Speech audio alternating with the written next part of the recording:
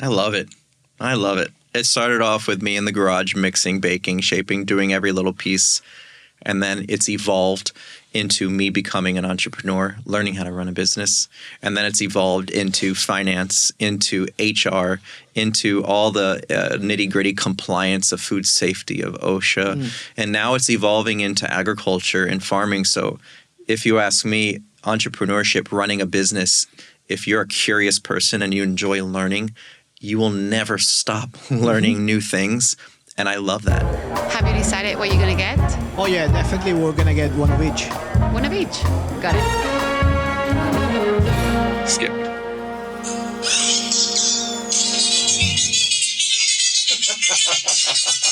Yeah, no. Got that? Entrance music. Everyone needs entrance music.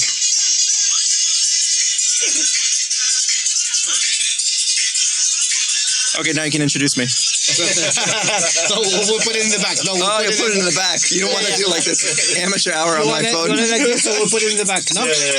Okay, all right. There we go. Yeah. All right. We're at the rhythm of Esa Morena. Thanks a lot for coming, Zak. It's amazing to have you here. Hello, everybody. This is One of Each. This is the space where we speak with chefs, people from the food industry, bakers, entrepreneurs, restaurant owners. And remember to follow us on every platform. We're on Spotify, on Apple, on YouTube, on Patreon. Thanks again for your support. Remember to subscribe and to like us. And thanks again for spending some time with us. And today I have Zak, who I've met. I don't know if you remember, but we met like 10 years ago. We were sharing desks at the lab in Wynwood. You were just about to open your bakery, the first location of your bakery in London. So we'll talk about it. But thanks again for taking the time to be here, Zak. It's a pleasure and an honor. And I'm super happy because we've known each other for like 10 years. Literally, when I just moved to Miami, you were one of the first people I met from the industry. But I think we never had the time to sit for more than 5 minutes. So I'm super happy that you're here. And tell me, you just got from your farm, you brought us some amazing bok choy. You had a beautiful basket of tomatoes. Tell me a little bit more about it. I mean, we'll start with what you're doing now before going to how you started on this. Sure. So really happy to be here. The job has evolved so much from when I saw you. That was at the lab. It was a co-working space, and that was our offices. But when you saw me then, it was 10, 11 years ago, and we were a startup bakery. Mm-hmm. And since then, we've evolved from, thank God we're not a startup anymore. We're a young business, but we're somewhat established. And now we've had the privilege of asking ourselves, hey, what do we want to do with this position? And the next step we decided was we want to acquire some land and we want to grow some food. Amazing. Yeah. So we ended up getting a small piece of land near Miami Shores, Biscayne Park. It's my neighbor's house that I was able to get and turn into a little farmhouse. And that farm, you basically all the produce is for your bakery, for your own. That's right. The dream of dreams is that we're able to produce as close to 100% of our produce on that farm. This is year 1, so we've been humbled. And we've been able to produce quite a bit, but it's a steep learning curve, and it's going to take us some time. Do you produce also for your own consumption at home? You mean for like dinner? Yeah. Yeah, for sure. Amazing. So you're like, you open the fridge, there's nothing I like here, I'll go to the farm and see what I can pick. We'll have farm dinners with friends over, and also just on like a normal Tuesday night, we'll just take my clippers out and I'll go pick some herbs and green onions and make salad. And what drives what you're growing? Of course, I guess your menu at Zak the Baker is tells you what you need, or is the other way around? You adapt the menu to whatever is available at the farm, depending on seasonality. It's a little bit of both. It's a little bit of a, hey, what would we like to do at the bakery? And, hey, what are we capable of growing here in South Florida in season, out of season? So we'll sit with the chefs, with the team, our culinary team, and we'll say, okay, guys, for instance, right now we're heading into spring. So lettuce is just about done. We can do spring crops. We can do like arugula and mizuna, and we can do some beans. Here are our options. Let's start creating some dishes for our spring menu based on what I think I can grow and have out in about 4 or 5 weeks. Okay. And as you're talking, I'm thinking from the outside, like, who doesn't love to have a farm? No, and is it one of those things? And I'm sure probably as a bakery that you look at from the outside, and it's so romantic and like such a beautiful work. Is it that hard? Like, is it one of those things like, oh, it looks amazing from the outside, but then when you are working on that, is hard work. You have to deal with weather, pest, permits. I think all work is hard, no matter how people want to make their work seem simple. All work is hard. So that's a given for sure. But is it as romantic as it seems on the outside? I think so, yeah. Okay, amazing. But I mean, sure, there's hard work. It's physical. You know, my back hurts a lot because I'm getting older now, and there's pests, and there's challenges, and there's diseases, but I mean, there's nothing in life that is easy. Exactly. Right. But is it romantic? It is so seductive. Oh, I can imagine. Yeah. And why don't more people do it in South Florida? I just don't think it's a priority for people in South Florida right now, but maybe that will change. You know, agriculture is not what's hip and cool in South Florida. But I think agriculture is the hippest, the coolest. No, and again, you can make it cool, and people like you definitely. I think it's like a niche thing. We sometimes daydream, like me and a group of friends that we get together almost every Sunday to cook, and sometimes we daydream like, oh, why don't we buy a piece of land and have a farm? And you made your dream your life, which is amazing. I might pick your brain later on some tips of how to get started. I think most people that come over to the farm are blown away in some capacity and feel inspired. And I think that's because in South Florida, it's just not the mainstream, right? It's kind of the counterculture. In other parts of the world, having a garden is about as normal as it is for one to have a luxury car in Miami, right? It's just different down here. Yeah, in London, it's very normal to have like a little patch. There's like areas where you can have like even like a patch maybe half the size of this room. Yeah. But that's your patch, and that's where you grow whatever is seasonal, and I think it's a nice model to follow. I think it's so freaking cool, and I might be the minority in that right now, and that might be the minority opinion for a long time. But I'm still going to do it. This is where I'm from. This is where I'm living. This is where my project is. So this is what I'm going to be doing. I mean, it's not the first time like you start something in Miami, and we're going to go back to that. I want to rewind and you tell me how many years to a time where there wasn't a bread culture in Miami.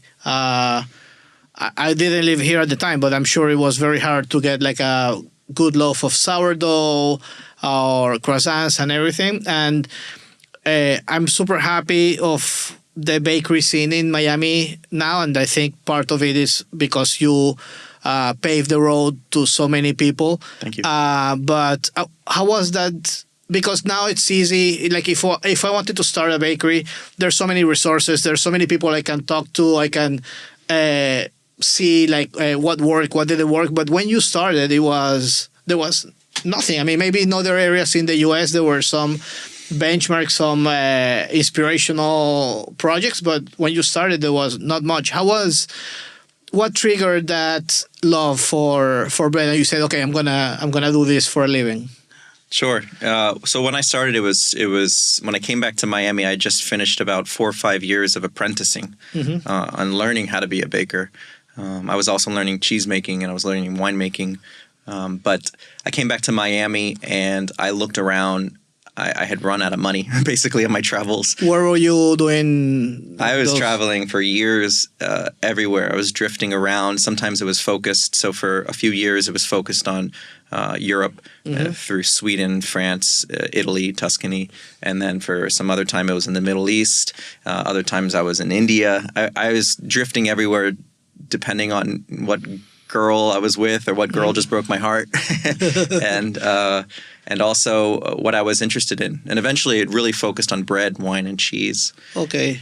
But after so many years of doing that, I came back to Miami. I looked around, and I didn't really know. I didn't have this master plan. I was quite young. I was 26, I think, and I looked around, and I just didn't see a lot of the bread culture that I had learned. There was bread culture here. I think it would be wrong to say there was no bread culture. There was. There were Cuban bakeries. There were Venezuelan bakeries. There were Brazilian bakeries. A lot of really interesting bakeries. But the bread that I was learning, that old world European natural leaven bread, and I was learning in hearth ovens, wood burning ovens.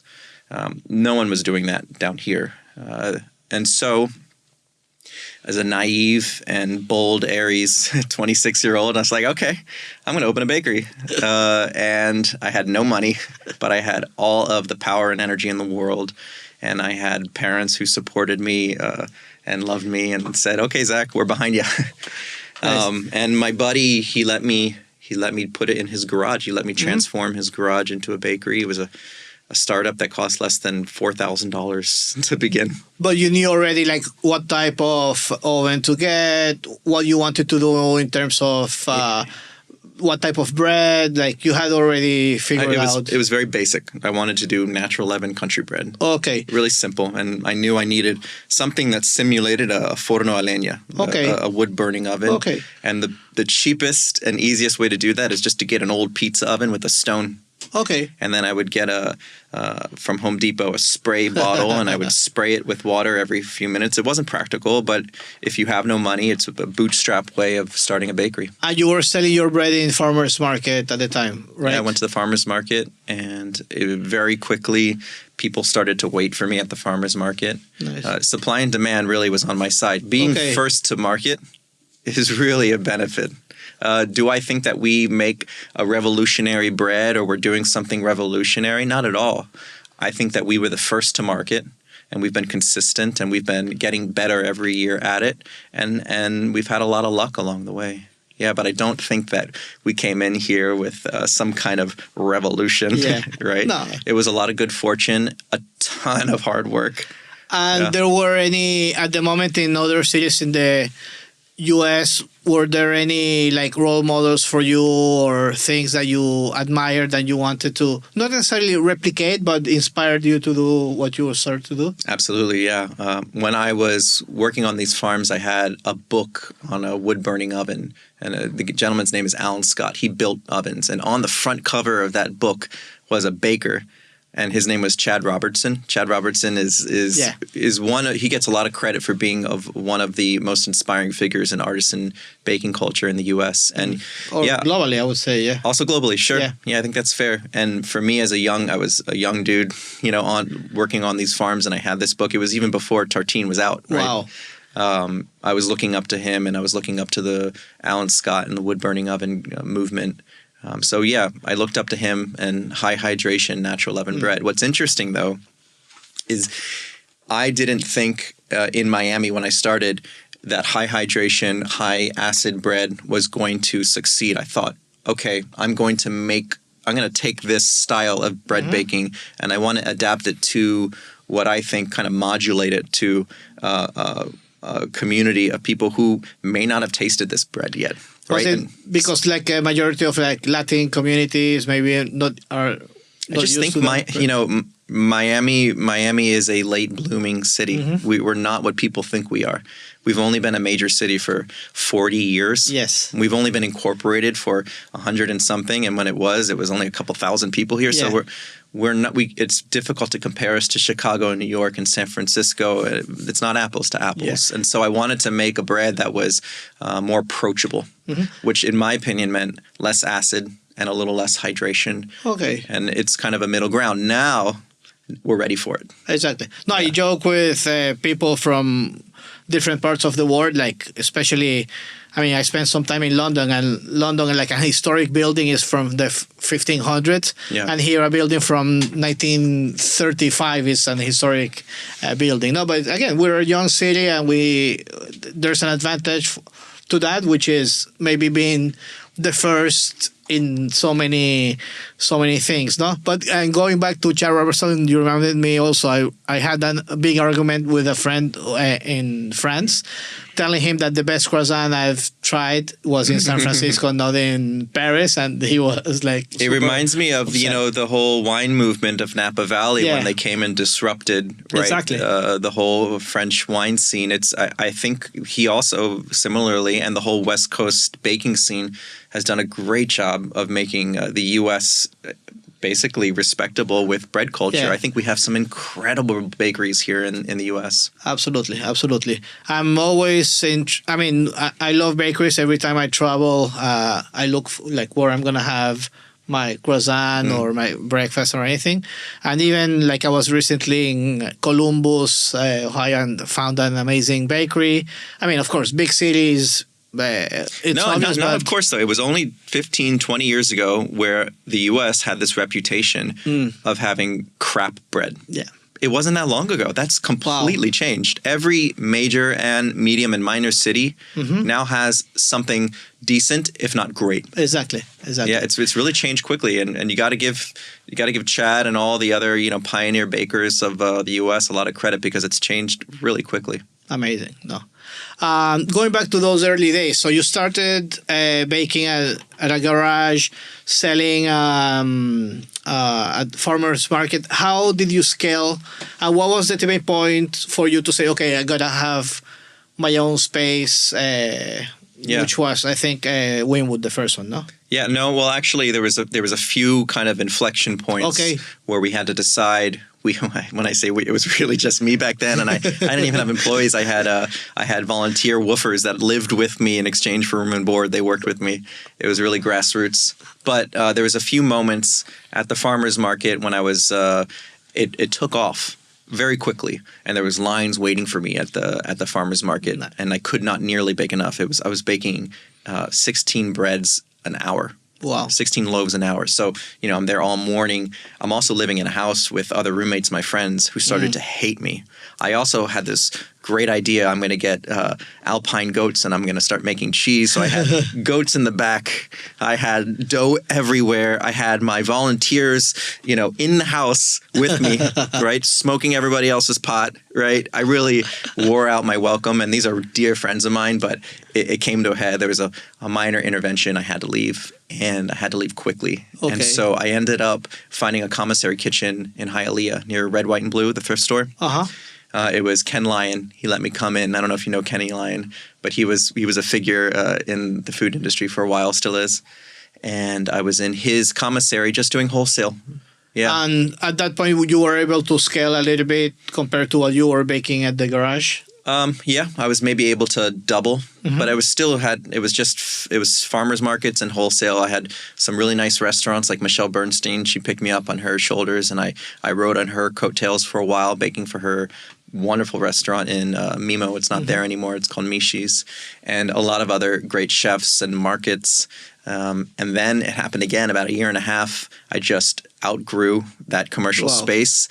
And I took a big leap. I ended up knocking on doors in Wynwood. And the reason Wynwood is because it seemed like the only place in South Florida that had sort of a counterculture, local, independent, craft-oriented nugget of something happening. And it was really just a nugget. It was Panther Coffee, and it was Hugo Fresh, and it was just a few other players. There was a brewery, and I thought, okay, I want to be surrounded by craftsmen. Yeah.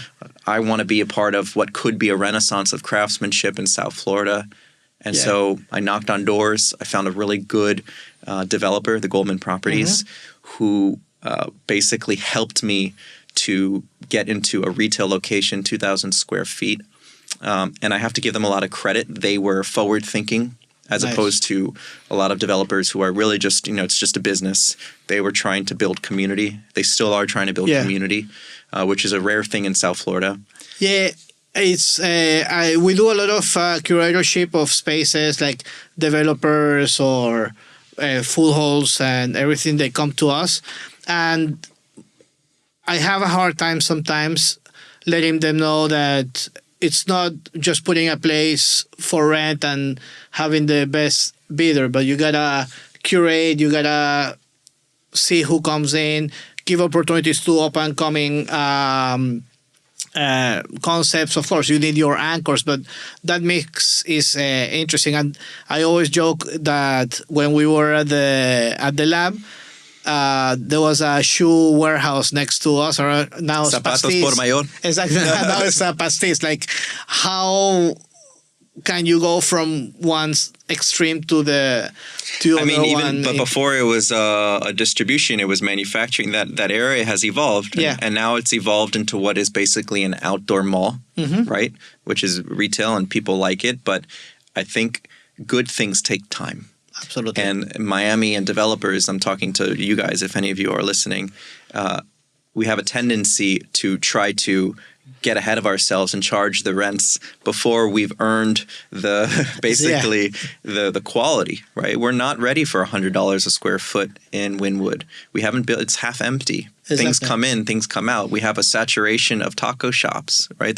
There's a reason. You can't just get the maximum amount of money, or you can, but this is what you're going to get. Exactly. You're going to get a hodgepodge of taco shops and burger shops, and I think we need more than that. And in order to do that, you got to give the local independent guys a break on the rent. Absolutely. Give them a chance to fill the neighborhood up with good quality tenants. And we have a tendency to try to just get maximum return as quick as possible, slash and burn, move on to the next neighborhood. And I think that's unfortunate. I hope we grow up out of that development phase, but that's often where we are in South Florida. Yeah. And how have you witnessed the growth of and transformation of Wynwood? I mean, how many years did you stay in the small location before moving to the big corner? So we were in the small location, which was 2,000 square feet, and we were there for about 3 years until we were at the brim, couldn't move anymore. And then I saw the corner location, which was an art gallery. That was also the Goldmans, and negotiated to get into there. And that's where we are now. That's 7,000 square feet. And it was at that point, imagine, so I had been growing and establishing this company, this bakery, for 7, 8, 9 years, just constant year over year growth. It was exhausting. And there was a certain point after we moved into that bakery in Wynwood, the big one, where we decided, because we were a team at this point, it wasn't just me anymore, we need to get better before we get any bigger. We can't just keep getting bigger. We've got to get better. And you think of it like we were a tree, but our roots were very thin. And if something came and blew us over, like COVID or a Zika or a hurricane, that tree would have toppled over. So we spent, and we're still doing it, we're in this phase of better before bigger, maybe 5 in our 5th year of better before bigger, of building tap roots to be able to withstand basically anything that comes our way. Basically, we had to create a company, like a solid company, while the plane was moving. The infrastructure, the basics, the culture, right? Everything, the values, our mission, our objectives, our principles, who we are, our ethos. And that's what we've been doing for the past 5 years. Amazing. And how, like, focusing on that gives you a base to grow again. I mean, it's... Sure. There will be a time where we say, hey, what do we want to do with ourselves right now? And we have expanded. We just bought a farm. Right, that's growth. Exactly. It may not be another brick and mortar, but it's growth in another way. We've also grown internally in our culture on how we communicate with each other and how we recruit, how we retain, how our leadership, our training, everything. That's a different kind of growth. It's an internal growth. But there will be a time where we say, hey, we're ready for some more external growth, another branch. How often do you get asked to open a new Zak in a different neighborhood or a different city? All the time. But it's flattering. Imagine, even though the answer is almost, it's always no. We only have one location. People don't realize that. Every loaf of bread that you see from Dayland in Whole Foods all the way up to Palm Beach Gardens in Whole Foods, every product, every cookie, everything Zak the Baker is from that one facility. Nice. It's a beehive. Yeah, and another thing I think people don't realize is we're independent. Yeah. We have absolutely no partners. Okay. There's no one saying, hey, Zak, I need you guys to move faster. Or, hey, Zak, we need our returns. It's just us. And that gives us the greatest freedom and the greatest luxury to grow at our pace and to make decisions that are oriented towards our objectives, which is to have a great craft. You know, we want to be a house of craft, to have a good relationship with the community, to have a good culture internally so it doesn't suck to come to work, right? Yeah. It's happened. We've been there before. Even in our place, we've had negative culture where it's a bit toxic and we're like, fuck, this is not it, right? We've got to work on this. And then most importantly, but it's not like our soul, but in order to survive, is profitability. Absolutely. Yeah. And going back to that point of expansion or opening other locations, like, do you have even in your mind like a checklist of what would it take for you to think of opening a second location? Is it neighborhood? Is it like what would be the drivers? And if somebody's listening here and give some hints, what would be the tipping point for you to decide, okay, let's go, let's open a second one or a third one? So I mentioned 4 of our core values, which was craft, culture, community, and profitability. All 4 of those, let's call them our vital organs, need to be in equilibrium and need to be healthy. And that we need to have an ecosystem where those 4 values are working well together. They're not always. Sometimes one of those values is a little out of whack and we're putting more energy to it. So the first thing is we have to have all 4 of those values strong and in equilibrium. The second thing, we have to decide where are we going and why do we want to do this? If you ask me right now, would I want to open another location, like another one of Zak the Baker? I would tell you pretty easily, no. Why would I want to do that? I don't think it would be fun to open up in another part. I think it's very unique to have what we have here. One location that is a one-off, that is independent, that is special, right? Just because I think we succeeded here doesn't mean I think that we're so bold that we can just succeed everywhere. It's really hard to scale what we're doing. But would we want to do something else? Would we want to grow in a different way? There's a really great role model of mine, a mentor of mine, Ari from Zingerman's Bakery up in Ann Arbor. And I love the way they've grown. Instead of replicating and scaling this one thing, they've grown in a certain location in their community of different projects. They've got their bakery, they've got a restaurant, they've got a creamery, they've got a e-commerce business. So they've grown, but not necessarily just replicating this one thing. Okay.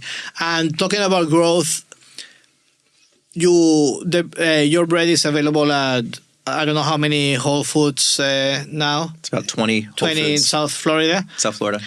What did you have to do different to scale to be able to supply to those Whole Foods? And how has been the experience from like customer facing to retail?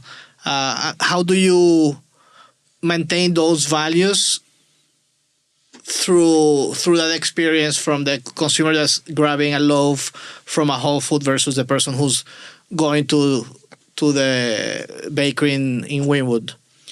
It's a good question. That's challenging, and we've been learning that we've been baking for them every single morning for 9 years now. Wow. We started off at 3 locations, and now we're at 20 every single morning. So we had to learn, first of all, how to bake that volume, right? And it's the same exact bread with the same exact recipe. It's flour, water, and salt, natural leaven. There's nothing altered, but how do we do that at a greater volume? So that one we've learned. We've had to learn how to distribute it on time. We distribute ourselves with our own fleet. So that's another thing for us to manage. We're a team. People don't realize that we're almost 100 people. We're about 85 right now as we enter the slower season. But we had to learn how to manage a fleet, distribution. We've also had to learn the supermarket business. You know, we're artisan bakers. I learned a craft on how to bake artisan bread. And then I had to learn the craft of how to run a small retail bakery and then a restaurant. And now this is a different vertical of wholesale, of B2B to Whole Foods. And so we just had to learn how to work with them and how to meet in the middle on a lot of things. They're a massive company. We are a tiny independent bakery in Miami. And I got to also give them credit. I know people can probably poo-poo on a lot of things of Amazon or Whole Foods but think about how powerful it is that they have given their business to us for 8-9 years, that they've given that money, which has then all stayed in this local community and given all of these jobs and helped us grow as a local independent.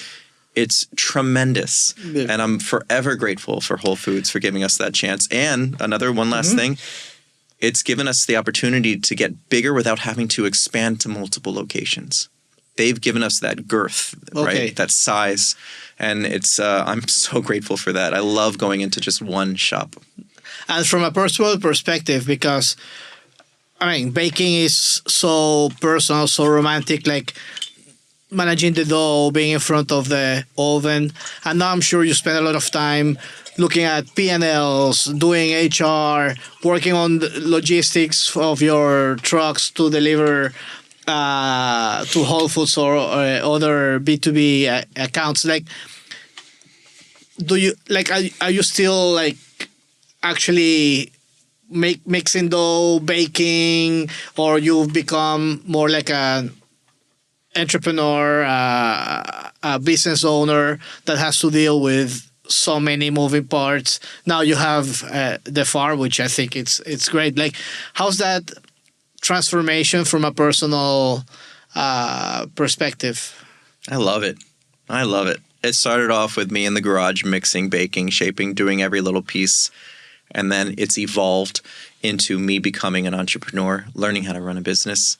And then it's evolved into finance, into HR, into all the nitty-gritty compliance of food safety, of OSHA. And now it's evolving into agriculture and farming. So if you ask me, entrepreneurship, running a business, if you're a curious person and you enjoy learning, you will never stop learning new things. And I love that. Yeah, I love the ability to keep going into a new world, learning it and working it, and then move on to the next one. So am I on the dough shift, mixing dough right now? No way. Not even close. You miss it? No, not because it's bad, because I'm just so fulfilled with what I'm doing right now, which is I'm spending most of my day on the farm. Think about this. I wake up in the morning, right? I wake up early because that's just the kind of guy I am. I enjoy the mornings. Have breakfast. I spend, 3 hours on the farm in the morning while the weather is nice. I harvest a big harvest, throw it in my truck. I get to the baker around 10 o'clock with the harvest. I drop it off in the kitchen, right? They clean it up. They put it on the menu. And then I get to work in the bakery with whatever we're doing next, which is the menu development, which is redesigns, which is training programs. Endlessly creative, endlessly interesting. Yeah, I could do this. I could do this for the rest of my life in some fashion. Okay. And do you the R&D? You do the R&D, or you have a team that does like R&D and what's next in the menu, or let's try this new type of croissant or things like that? Yeah. It's not just me anymore. We're a team. We have. So I'm certainly there, and I'm a leader, but it's a house of craft. Right, we have our savory kitchen, our pastry kitchen, our bread kitchen. We have our front of house hospitality. We have our beverage program. That's five. Wow. That's 5 different crafts that are going on in once, and each one of them has a leader. And what's the key for you to transmit? Because you mentioned at some point that you are sometimes over 100 employees. Because at the end, when you grow, it's all about the philosophy. It's all about communicating those values to the team, and then let them do their work. No, how do you make sure your philosophy is transmitted to everybody and you're all in the same, on the same direction? I think the number one way to do that is just be present, right? And that has a lot to do with me wanting one location. I come into one spot, I'm there, I'm present, we're talking. Right? Yeah. We're communicating. We're having side chats. We're having meetings. The other thing that I think we've done a better job of in the past few years is transferring all of those core values, the mission, the principles, into a handbook, right? Literally putting it into words. We have our own book of who we are, of what we believe in. Do we gatekeep or are we transparent, right? Do we speak aggressively or do we speak assertively? All of these things, these little details, it makes up who we are. It makes up our principles. And the more we take that, let's call that our sourdough mother, right? That culture. Literally, it's a culture. Yeah. The more we inoculate that culture into our team, the more we all become, one unified piece of dough, and we start talking. And I don't want to profess like we're there yet. Yeah. When you go to a fantastic restaurant like Gramercy Tavern by Union Square Hospitality Group, and everywhere you turn, you feel that culture. That's just from years and years of harnessing and supporting and prioritizing that. Interesting. We're not there yet, but we're going to get there. It's a process. We are at the agency at Glutonomy. We're doing that this year. We had 2 failed attempts to do it in-house and now after 8 years, we have some consultants and they're walking us through the process. And it's a lot of work, but it's very fulfilling to stop and think about those things. You mentioned we use the same word. We're writing a book of who we are. What's our mission? Yeah. And it's going to take time. Yeah, absolutely. But we have all the time in the world. It's our one resource. We have an endless amount until we're dead, and then we have no more time. But we have all the time in the world to do this because we don't have anyone pushing us to grow, to make more money, right? To get their return, because our only partner is a bank loan. Exactly. Right? And that's just, you pay that bank loan and they're very quiet. They never ask for anything else. It's just us. So we're laser focused on that mission. And it's okay if it's going to take us another 5 years, right? Yeah. It's okay for us. So just for an example, one of our missions is to foster regional cuisine in South Florida. Right? We believe that South Florida can have a unique and compelling regional cuisine just as any other incredible one in the world, just as Tuscany, just as the south of France, just as Austria, right? How they've had hundreds and hundreds of years to create that regional cuisine. And like I said, we're a late bloomer. We haven't had time. So we're in this moment right now where we can really talk about what is our regional cuisine.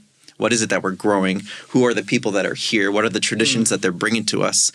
And I don't think we're going to do this alone. I think we're just a very small part of this. And there's some other chefs in town that are also doing this. And collectively, it creates that culture. But I want, when you get off that airplane, you get smacked in the face with our regional cuisine the same way you do when you land in Paris or New Orleans, Bourgogne, New Orleans. Sure. Yeah. And I think we can have it. And I think it can be so interesting. I'm so glad that you brought this up because probably half or more than half of the guests that I've had here in the podcast are like chefs with restaurants, and this topic comes like every conversation. We talk about what's Miami or South Florida cuisine, and there's some amazing people doing some things.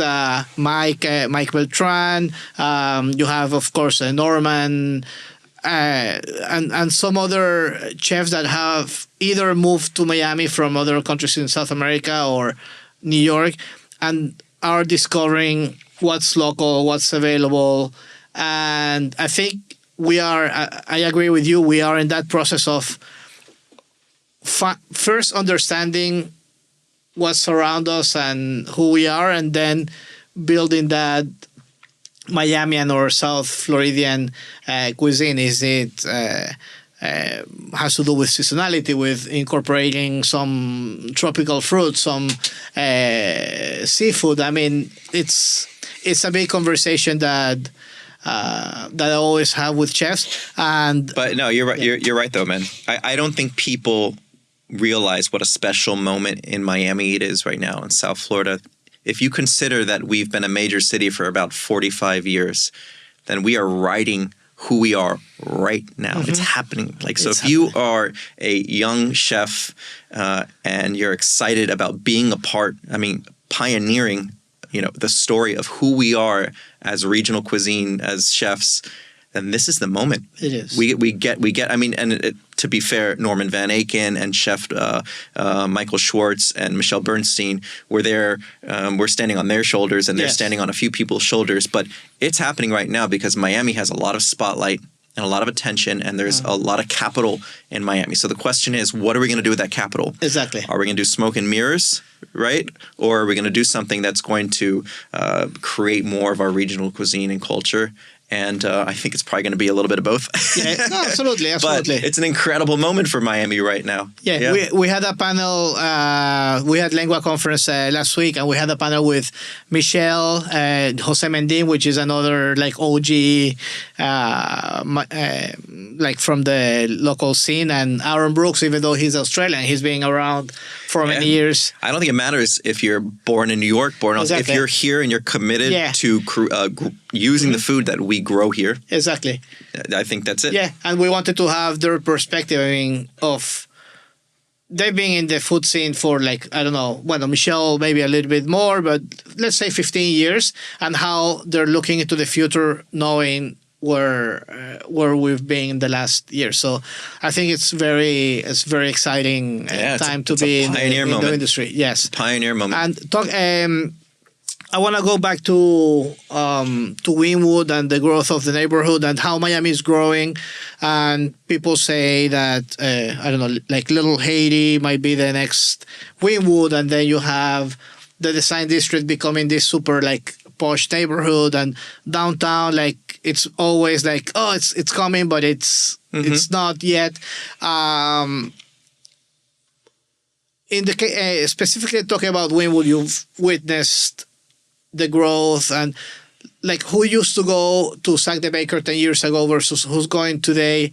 It's almost like a tourist destination. I'm sure it's in everybody's list of things to do or check in when they're in Miami. And of course, you have a very strong local following. From a business perspective, how was the evolution of Wynwood from what it was when you first opened to now, where you have like these fancy restaurants, tourists, and so on? Yeah, so I'm pro-growth and I'm pro-evolution, but I think those things take time, and we need to respect that it has to be organic, right? And I think Wynwood got greedy, and when I say Wynwood, I mean the developers that were, and it's not one, and that's one of the problems of Wynwood. There's, 15 to 20 different developers, and they don't all have a unified vision of what the neighborhood should and could be, right?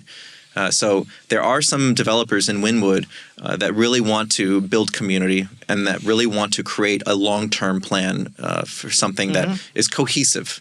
And then there are also a lot of developers who just want the bottom line and they want the return and they want it in 3 years. And we're seeing a lot of the effects of that, the consequences of that. So I think Wynwood just got greedy. It got ahead of itself. It got popular. Remember, the spark of Wynwood was the art galleries, and people would come, they would do the art walk, and it was like, oh, wow, what's going on here? There's something happening, and there's culture, and there's art, and there's, what is this bar? This bar is kind of cool too. And okay, so then people smelled an opportunity, right? And then we came in there, and in that very early round, Panther was there, and people smelled an opportunity. They bought a lot of the land. They bought a lot of it at too much money. They overpaid for it, and then they had to turn around and they had to charge really expensive rents. And the only people that can pay those rents are probably national figures, which kind of boxed out the independent and local businesses, which is what we need in order to create organic culture.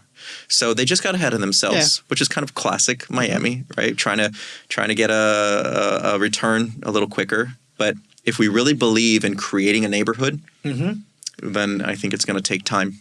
And has the fact that there's more residential buildings now, before probably there was none, like nobody lived in Wynwood 15 years ago, has that affected positively your business? Like, because you're also that neighborhood bakery where I'm gonna go and stop by and have like a baguette or a challah bread for the weekend? Not yet.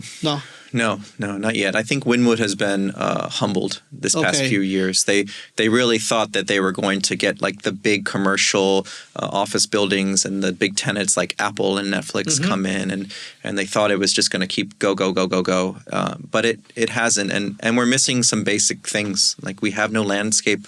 We have no cement. And it's bright. It's hot. It's white. What we have prioritized is parking control I'm not sure if anyone ever goes into Wynwood. The Miami Parking Authority is so aggressive in Wynwood that it makes it inhospitable. Wow. So we've prioritized that, right? But we haven't prioritized maybe closing down some pedestrian-friendly streets. I think people forget that those streets, that's public land. Yeah. There's one option, you could put a street on it, but there's many other options of what we can do with it. And I don't think we have the unified progressive mind, if you compare it to other big cities, to make it into a great neighborhood. I see advertisements on TV screens out there, right? It's got security cameras, you know. So these are the things that have been prioritized. Wow. But we haven't prioritized landscape. We haven't prioritized pedestrian-friendly one-way streets, walking, things like that. And also the developers haven't prioritized giving local independent businesses a chance to succeed with rents that are reasonable. Take a look at our street. It's shuttered. Yeah. There's nothing there anymore. Everything has closed. Wow. It looks like a ghost town. Everything. There's us, there's Pastis. Everything else is empty. And that's just what's going to happen. It's going to continue to happen until they say, okay, guys, let's shift this business plan and get into the long game and start bringing in some local independent guys to fill the neighborhood up with culture. And as you mentioned, some thought in terms of what comes in, like we don't need another taco, we don't need another smash burger, and there's so many people doing amazing things in Miami or around Miami that deserve probably an opportunity to build that neighborhood. No? Yeah, but they just can't. They simply cannot afford spending $80 a square foot when they are a young, independent, craft-oriented business. Especially, you know. So what would work is if you're a large, full-service liquor bar, and then you can get the profits that you need in order to pay those high rents. But is that all that we want in there? No, we need diversity. Absolutely. We don't have it. Why we have 20-something taco shops there? I mean, that's a philosophical conversation to discuss. I think it's very reflective of people just chasing trends in Miami, and that's part of who we are right now. Yeah. But I do want to give the Goldmans a shout out. They do recognize that there is a problem, and they are working on rectifying it. So while I'm sitting here poo-pooing Wynwood, and I'm speaking very critically of it, I'm still there. We're not going anywhere. I'm still committed to it, and I do believe that this is something we can get out of. But we've got to unify as a neighborhood. The developers have to come together with the business owners, and we have to have our own mission statement of who are we? What do we want to be? Right? And it can't just be profit-oriented. It's the same as our values. There needs to be culture. There needs to be craft. There needs to be community and profitability. I was going to actually compare it to what you mentioned before, be better before be bigger. And I think... The hubris, man. Yeah. I mean, to get to $100 a square foot before we even earn that? Exactly. No, I think... I remember before even moving to Miami, like going to Panther, and like it was the only thing there, and I thought like with my rental car, like, oh, this is in the middle of nowhere. So of course there's like a steep growth, but when you're growing, you're just, as you mentioned, making it bigger without knowing what you're actually doing. But then you go to a plateau and you say, okay, who am I? What I'm doing? Where I want to be in the next 10 years, and that's where real transformation comes in. And maybe, I don't know, maybe Wynwood says, no, I want to be Times Square. Okay, so be it, be Times Square. But you cannot be like just chasing, as you mentioned, whatever trend there's going, and there's going to be residential, and they want office, and they want high-end restaurants, and they want the taco places. Like there must be some planning and some thought behind it. So the last point on this, I think while I do believe it could come out of this and we could turn around, the challenge is there's just so many different shareholders involved, right? If you look at the design district, it's one unified vision, and he's got his plan, and it's executed really well. Even if you don't like that style of designer and high end, even that, you have to give it credit of like, wow, they've done a really good job of unifying this area. Absolutely. Northwest 2nd Street is a hodgepodge of it's smoke shops and pizza and margaritas and things like that. So what I think the best case scenario is, you'll see pockets and corners and sections that are more unified. Like for instance, I think our 26th Street, because it's owned by almost one shareholder or two, it's going to have more of a unified vision. But there will be always parts of the Absolutely. neighborhood, right? Yeah, Absolutely. So try to be constructive Yeah. and try to be positive, but yeah, it's going through a tough moment right now. And looking at the bakery scene in Miami now, and again, like don't be modest about it. You paved the road to many of the things that are happening here. Like, how do you see the bakery scene here or coffee scene? Are there any concepts that you feel excited about? Are there like people like you mentored or you've been mentoring and they're going their own way? Like, how do you look at that market today from your perspective? I think we're on the right path. Yeah, I think South Florida can have a baking culture that is unique and compelling and interesting. So when you get off the plane from Paris, you come here and you're like, oh, wow, this is great.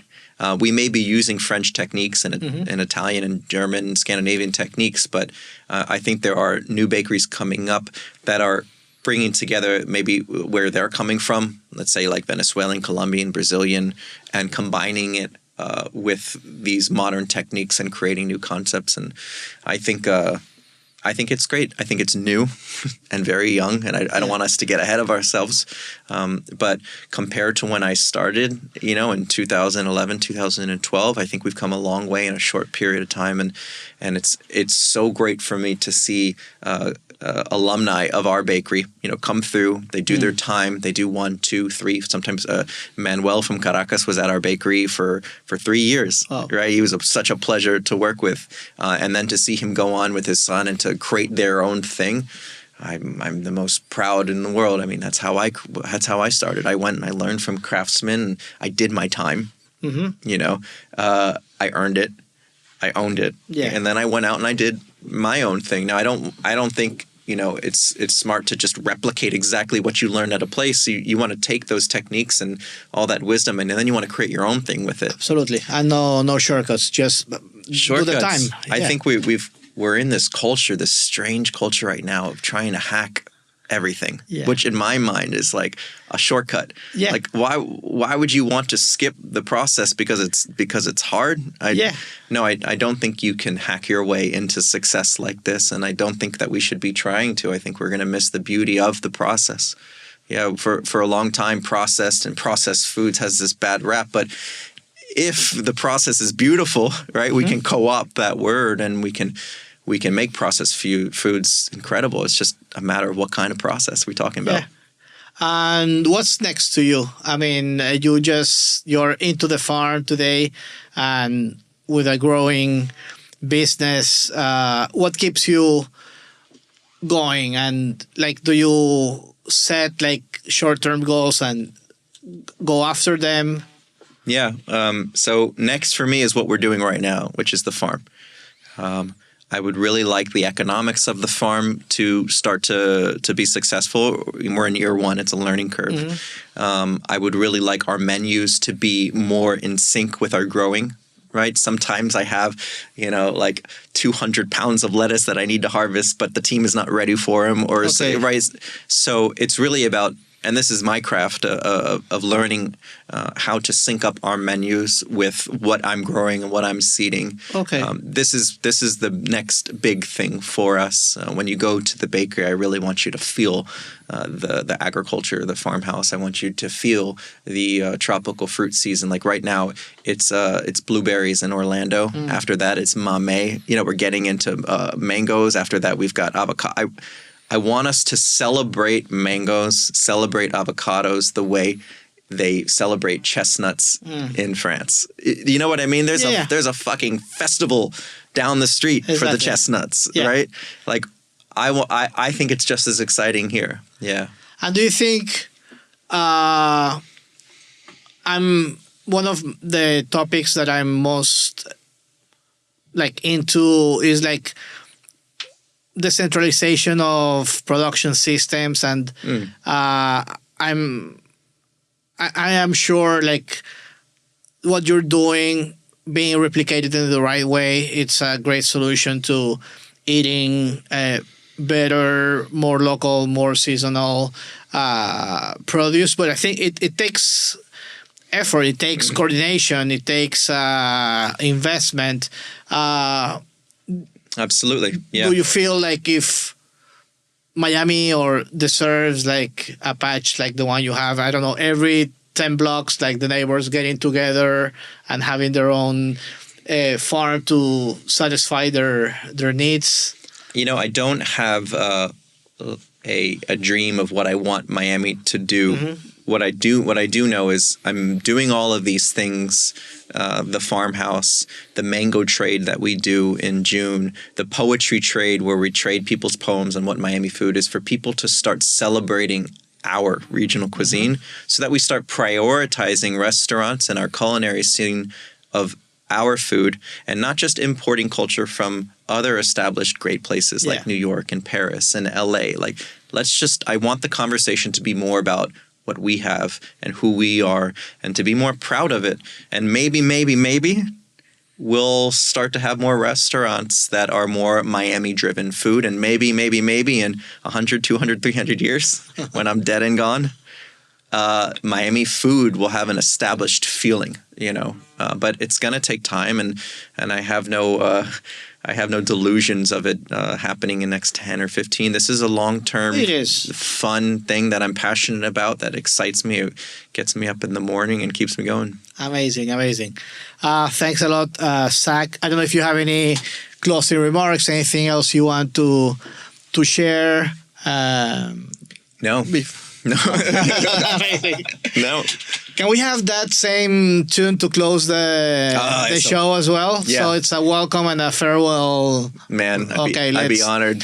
Let's do it. Thanks again for coming. I know you are super busy, so it's an honor that you're here, and I'm sure, well, I'll see you tonight at dinner. I'll see you tonight at dinner, exactly. Cool, thanks a lot. Thank you, everybody, for being with us. This is One of Each. Remember to follow us, to subscribe, to like us, and thanks again for listening to us. Bye.